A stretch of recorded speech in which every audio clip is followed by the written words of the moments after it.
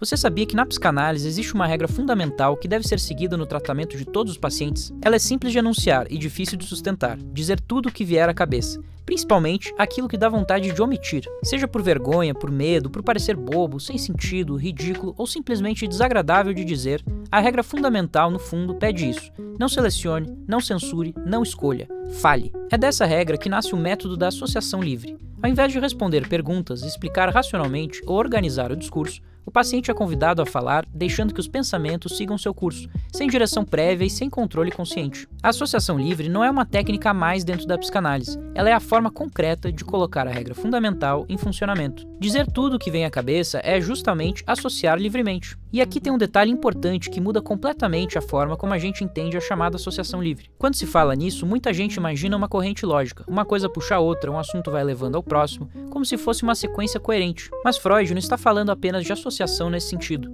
Ele está falando também do Einfall, aquilo que cai no espírito. Um pensamento que surge do nada, uma lembrança deslocada, uma imagem solta, uma sensação corporal, uma frase que parece não ter nada a ver com o que estava sendo dito. Por isso, a regra não é faça sentido. A regra é justamente não escolher o que vai ser dito. E aí surge uma pergunta inevitável. Isso não tornaria a psicanálise determinista? Como se existisse uma cadeia oculta que determina tudo, bastando segui-la até alcançar uma verdade final?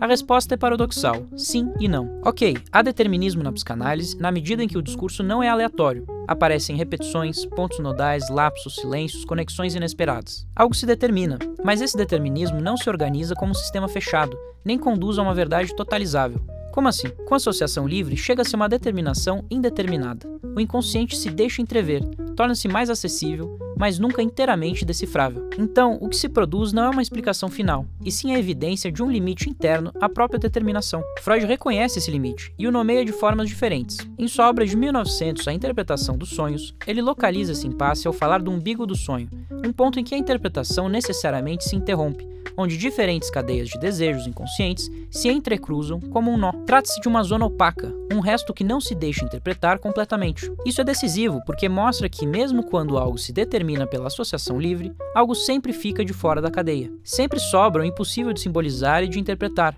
Há sempre um resto que foge ao sentido. É por isso que a regra fundamental não serve para produzir uma explicação final sobre o sujeito, nem para descobrir a causa, como numa investigação. Ela serve para fazer aparecer onde o sujeito tenta controlar a própria fala, onde ele seleciona, onde ele omite e como isso falha.